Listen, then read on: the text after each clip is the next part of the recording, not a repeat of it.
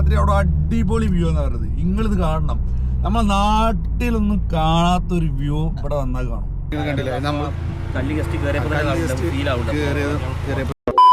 Welcome back in ആർക്യൂട്ടോസ്. പുതിയൊരു വീഡിയോയിലേക്ക് എല്ലാവർക്കും സ്വാഗതം.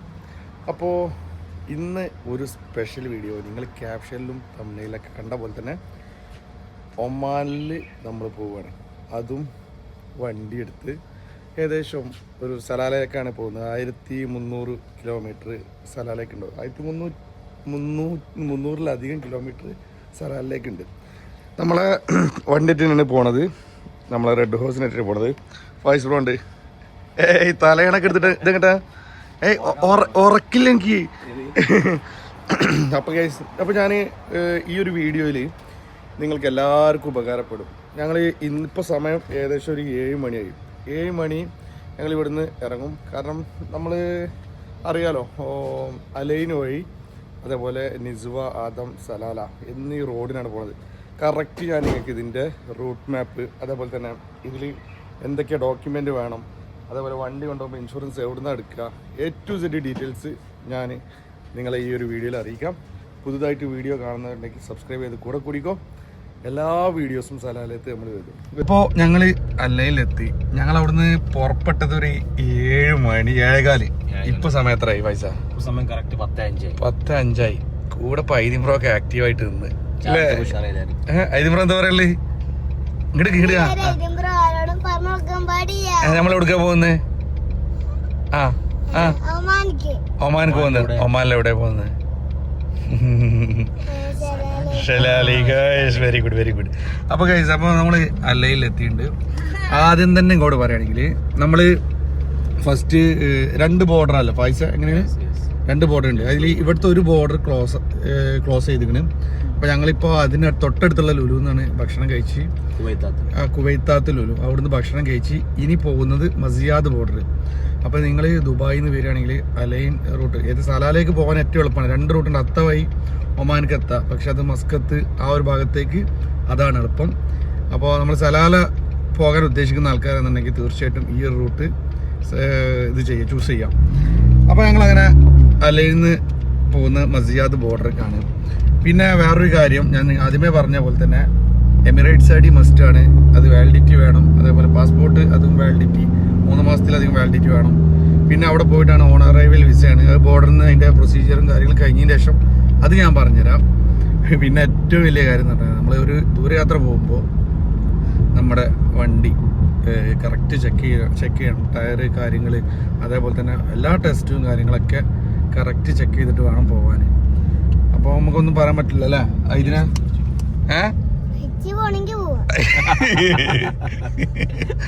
അത് ശരി കേട്ടോ, ഫ്ലൈറ്റ് പോകണമെങ്കിൽ പോകാൻ പറ്റൂല. ഓക്കെ. അപ്പോൾ ഇവിടെ ഇപ്പോൾ ഏകദേശം ഇപ്പോൾ ഇന്ന് പൈസ എത്ര ഡിഗ്രി ചൂടുണ്ടാവും? ഇപ്പോൾ ഈ 41 ഡിഗ്രി ചൂടുന്ന് നമ്മൾ പോണത് കേട്ടാ. പച്ചപ്പും യെസ്. അപ്പോൾ നിങ്ങളിപ്പോൾ ഇത് കാണുന്നേ, ഇതിപ്പോൾ നമ്മളെ ദുബായ് അലൈൻ റോഡാണ് കാണുന്നത്. പക്ഷെ ഇത് നേരെ ഇങ്ങോട്ട് ഇതിന്റെ കാര്യങ്ങളും ഒക്കെ ചേഞ്ചസ് വരുമ്പോൾ ഉള്ളൊരു മാറ്റങ്ങളുണ്ടല്ലോ, അത് നിങ്ങൾ എന്തായാലും ഇരുന്ന് കാണണം.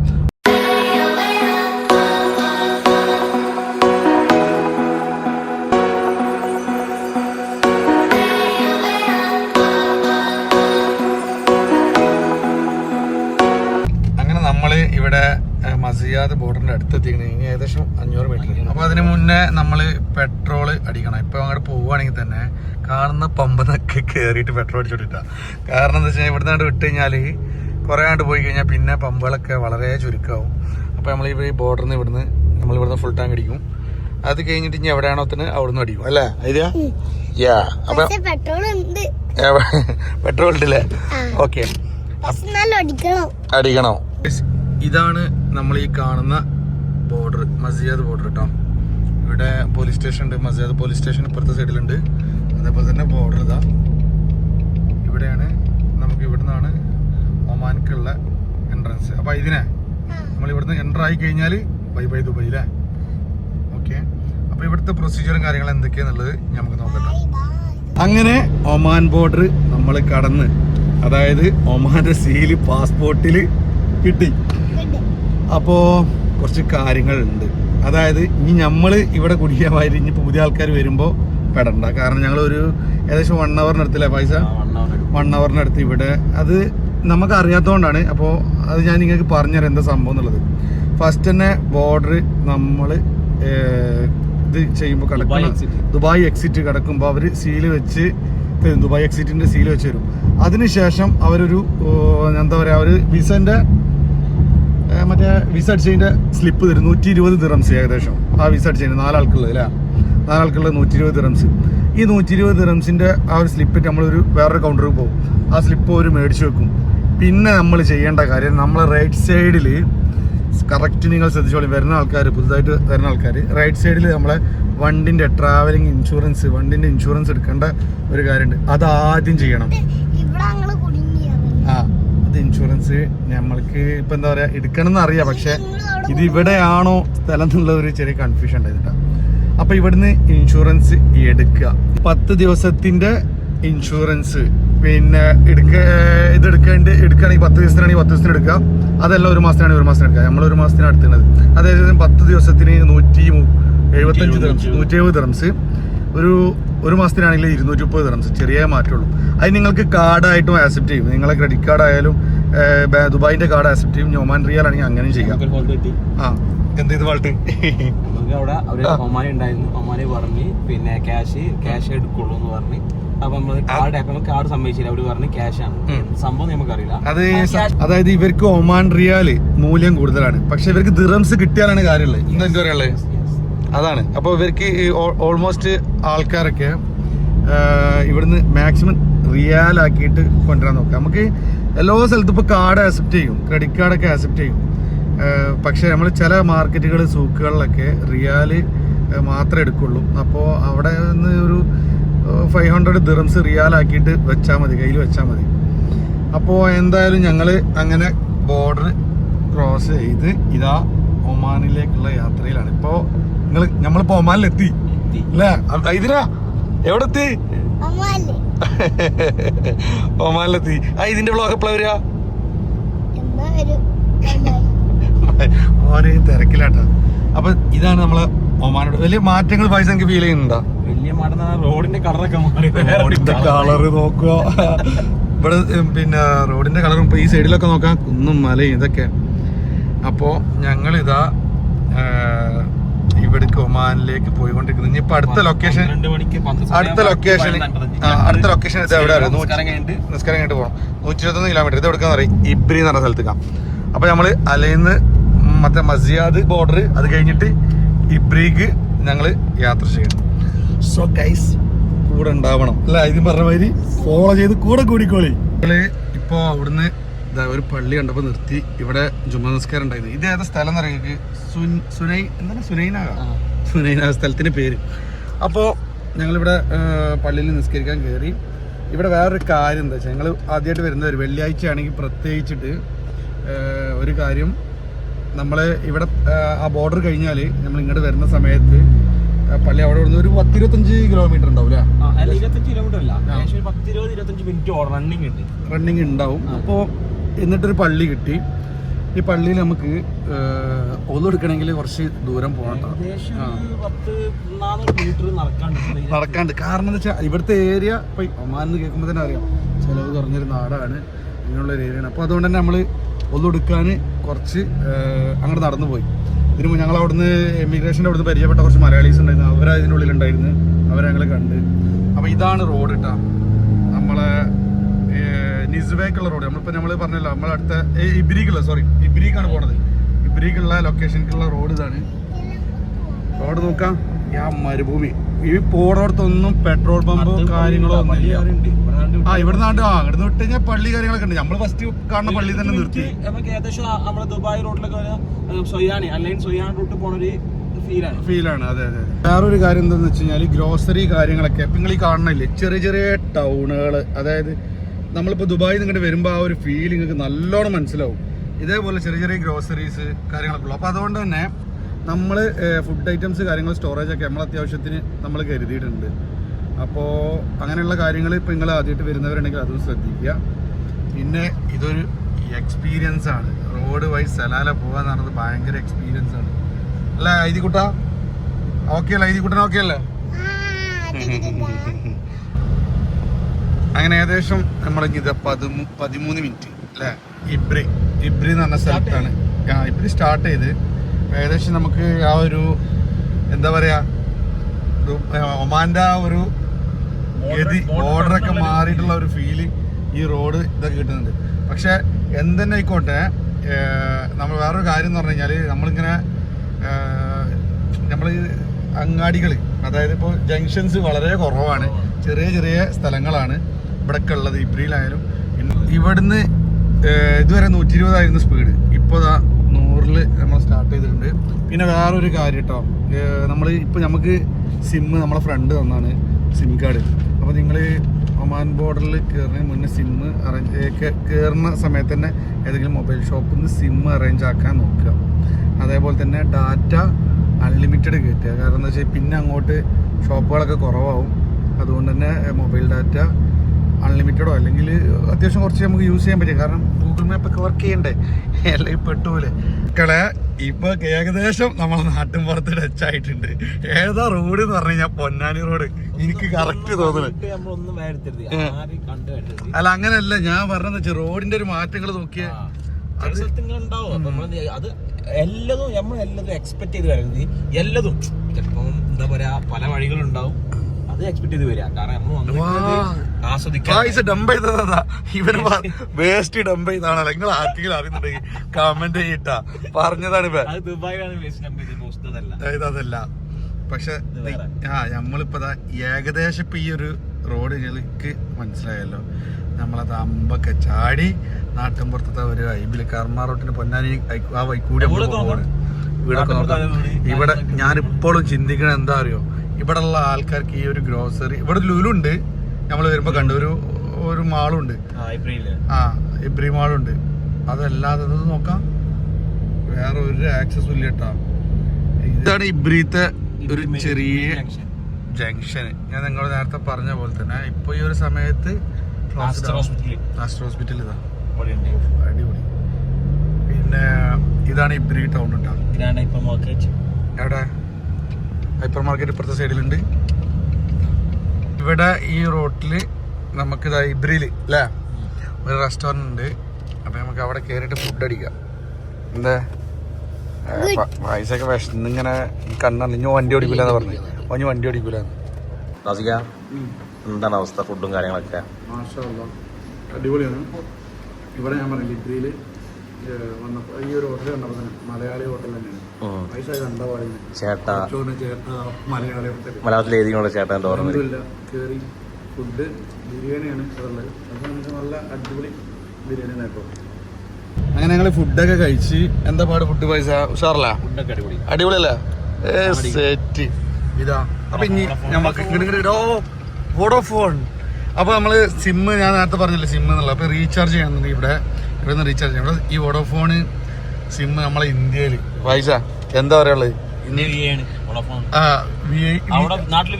നാട്ടില് വി ഐ, ഇവിടെ വോഡോഫോൺ. ഇവിടെ വോഡോഫോൺ, ഒമാനില് വോഡോഫോൺ നിങ്ങൾ കണ്ടിട്ടുണ്ടാവും. ഓക്കെ. അങ്ങനെ ഗൈസ് ഇബ്രി കഴിഞ്ഞ് നിസ്വയ്ക്ക് പോകുന്ന ഇനി ഏകദേശം 72 കിലോമീറ്റർ ഉണ്ട്. നമ്മളെ മഴ പൊടിയിട്ട് നോക്ക് മോനെ. കറക്റ്റ് തുറക്കാറ്റോ? അയ്യോ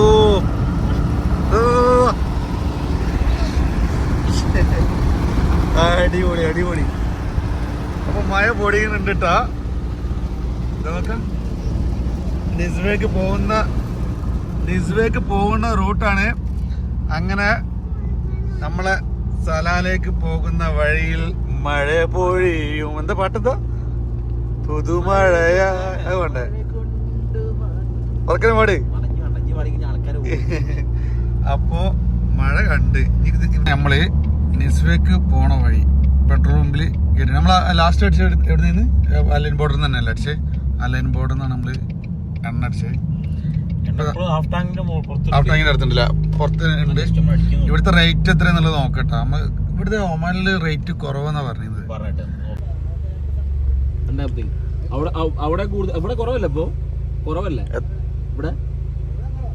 എത്രയാണ്? എത്ര പൈസ? എത്രയാണ് അവിടുത്തെ 2 പോയിന്റ് സംതിങ് വരുള്ളൂ. 2 റംസ്. അവിടെ എത്ര 3 റംസ്? സംതിങ് അവിടെ 3 സംതിങ് ഉണ്ട്. 3 സംതിങ് ഉണ്ട്. അപ്പൊ തന്നെ പെട്രോളിലുള്ള മാറ്റം നോക്കിയാൽ ഇവിടെ പിന്നെ എത്ര 95 98 ആട്ടോ സൂപ്പർ. സൂപ്പർ എന്ന് പറഞ്ഞാൽ 98, പിന്നെ 95, പിന്നെ 93 അല്ലേ പറഞ്ഞത്?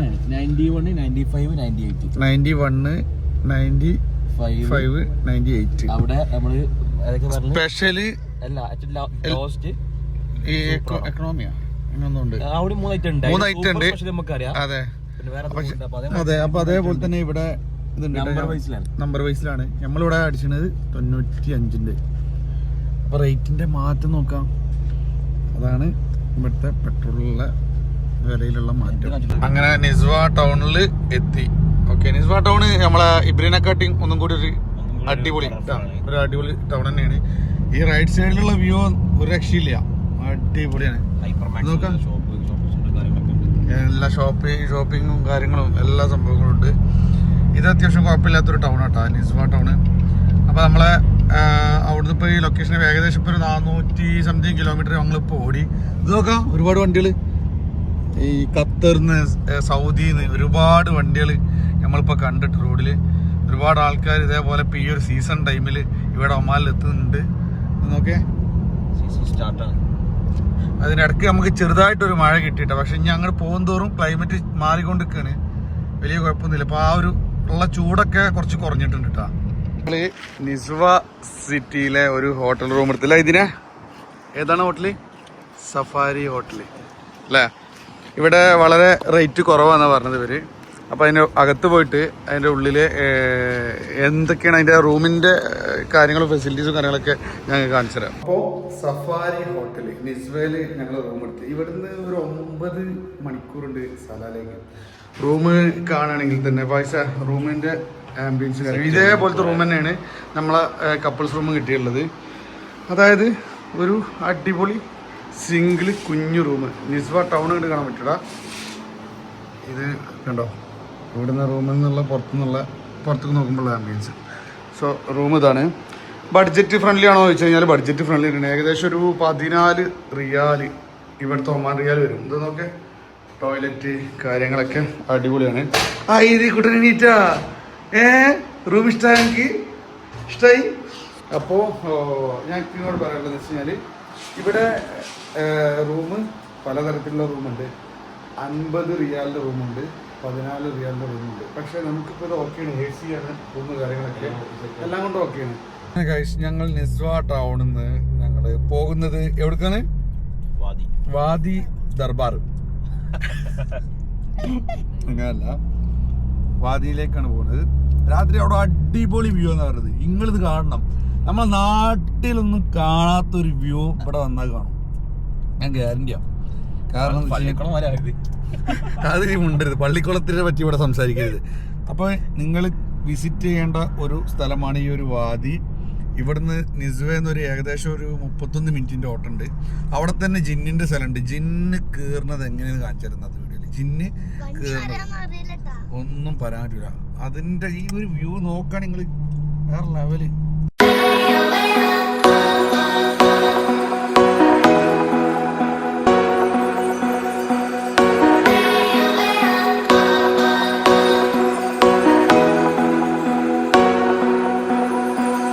വാദിക്ക് പോകേണ്ട റോഡിലാണ് ഇപ്പോൾ ഉള്ളത്. നിങ്ങൾ കണ്ടല്ലോ ബാക്കിൽ, അടിപൊളി വ്യൂ ആണ് മക്കളെ, ഒരു രക്ഷയില്ലാത്ത വ്യൂ. ഓ വേറെ ലെവൽ. ഈ റോഡ് നിങ്ങൾ നോക്കിയേ, അങ്ങോട്ട് 4x4 വണ്ടി ഇതാണ് പോകുന്നത്. നമ്മളത് ലോ പ്രൊഫൈൽ ടയറാണ് അല്ലേ?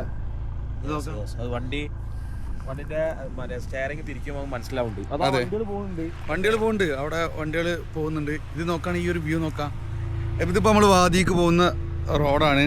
അപ്പോൾ ഇതിൻ്റെ ടയറും കാര്യങ്ങളും കണ്ടില്ല, നമ്മൾ കയറിയപ്പോൾ തന്നെ ഫീൽ ആവുന്നുണ്ട് അല്ലേ ഐഡിയ?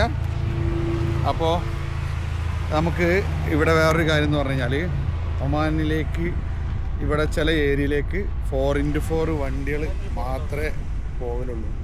അതിൽ പോകലുള്ളൂ, അങ്ങനെ പോകാൻ പറ്റുള്ളൂ. കാരണം അവിടെ പിന്നെ ഇതേപോലുള്ള ലോ പ്രൊഫൈൽ വണ്ടികളൊന്നും കയറില്ല. ഇവിടെ റെൻറ്റിന് എടുത്തിട്ട് പോകാൻ പറ്റൂട്ടാ. പിന്നെ ഞങ്ങൾ എത്തിയത് ഏകദേശം ഈ ഒരു സമയമായതുകൊണ്ട് തന്നെ ഒരുപാട് സ്ഥലങ്ങൾ നമുക്ക് മിസ്സാവുന്നുണ്ട്. ഒരുപാട് സ്ഥലങ്ങൾ കാണാൻ പറ്റുന്നില്ല. അപ്പോൾ എന്തായാലും ഇന്നത്തെ ഫസ്റ്റ് ഡേ വ്ളോഗ് ഇങ്ങനെ കണ്ട് തീർന്ന് നമ്മളിപ്പോൾ നിസ്വ എന്ന് പറഞ്ഞ ഒമാനിലെ ഒരു സ്ഥലത്താണുള്ളത്. അൽഹംദുലില്ലാ പ്രശ്നങ്ങളും കാര്യങ്ങളൊന്നുമില്ല. നമുക്ക് ഏറ്റവും കൂടുതൽ GCCന്ന് അതായത് ദുബായിൽ നിന്ന് ആക്സസ് ചെയ്യാൻ പറ്റിയ ഒരു സ്ഥലം തന്നെയാണ് ഒമാൻ. വിസ ചിലവുകൾ കുറവ്, അതേപോലെ റൂമൊക്കെ ആയാലും എക്സ്പെൻസീവ് വളരെ കുറവാണ്. ഇപ്പോൾ ഞങ്ങൾ നിസ്വയിലെടുത്ത് തന്നെ 14 ഒമാൻ റിയാൽ, ഏകദേശം ഒരു 140 ദിർഹംസ് അത് വരും. അത് ഒരു റൂമിനിട്ട്. അങ്ങനെ 2 ആൾക്കാരുണ്ട്. നമ്മൾ ഫാമിലി ആയിട്ട് വന്നുകൊണ്ട് അറിയാലോ. സപ്പോർട്ട് ചെയ്യുക, ഫോളോ ചെയ്ത് കൂടെ നമ്മളെ ഫുൾ ഡീറ്റെയിൽസ് ഞാൻ ഈ വീഡിയോയിൽ പറഞ്ഞിട്ടുണ്ട്. നിങ്ങൾക്ക് എന്തെങ്കിലും എന്തെങ്കിലും കമൻസ് ആയിട്ട് ചോദിക്കുകയാണെങ്കിൽ ചോദിക്കുക. അപ്പോൾ ഇന്നത്തെ വ്ളോഗ് ഇതാണ്. ഒരുപാട് നന്ദി. നമ്മളിപ്പോൾ ഇന്ന് താമസിക്കുന്നത് നിസ്വയിലാണ്. ഇവിടുന്ന് നമ്മൾ നാളെ ഇവിടെ എക്സ്പ്ലോർ ചെയ്യാൻ പറ്റുകയാണെങ്കിൽ എക്സ്പ്ലോർ ചെയ്ത് നേരെ ഇവിടെ സലാലയിൽ പോകും. ഒരു അത്യാവശ്യം ഓടാനുണ്ട് കേട്ടോ. അപ്പോൾ നമ്മൾ പിന്നെ പെട്രോൾ പമ്പ് ഇല്ല എന്നുള്ളൊരു ഡൗട്ട് ഇത് ആർക്കും വേണ്ട. കാരണം പെട്രോൾ പമ്പ് പോകുന്ന സ്ഥലത്ത് എല്ലായിടത്തും പെട്രോൾ പമ്പ് ഉണ്ട്. അതിനെക്കുറിച്ചൊന്നും വെറീഡ് ആവേണ്ട ആവശ്യമില്ല. പിന്നെ ഞാൻ പറഞ്ഞല്ലോ, ഇതേപോലെയുള്ള സ്ഥലങ്ങൾക്ക് നമുക്ക് 4x4 വണ്ടിയാണ് ഏറ്റവും കൂടുതൽ ആവശ്യം. അതുകൊണ്ട് തന്നെ നമുക്ക് റെൻറ്റിന് വണ്ടി കിട്ടും. അതൊന്നും പ്രശ്നമുള്ള കാര്യമില്ല. ഇപ്പോൾ ഇത് സലാലല്ലാത്തതുകൊണ്ട് ക്ലൈമറ്റ് കാര്യങ്ങളൊക്കെ ഇതാണ്. എടാ പൈസ, അപ്പോൾ നാളെ നമുക്ക് അടിച്ച് പൊളിക്കാം അല്ല? അടിപൊളി, ബാക്കി തുടരും. ഓക്കെ ഗൈസ്, ഒരുപാട് നന്ദി. അപ്പോൾ നാളത്തെ വീഡിയോക്ക് വേണ്ടിയിട്ട് എല്ലാവരും വെയിറ്റ് ചെയ്തിരിക്കുക. സോ ഗൈസ്, വീണ്ടും കാണുന്നതിരിക്കും. ബൈ.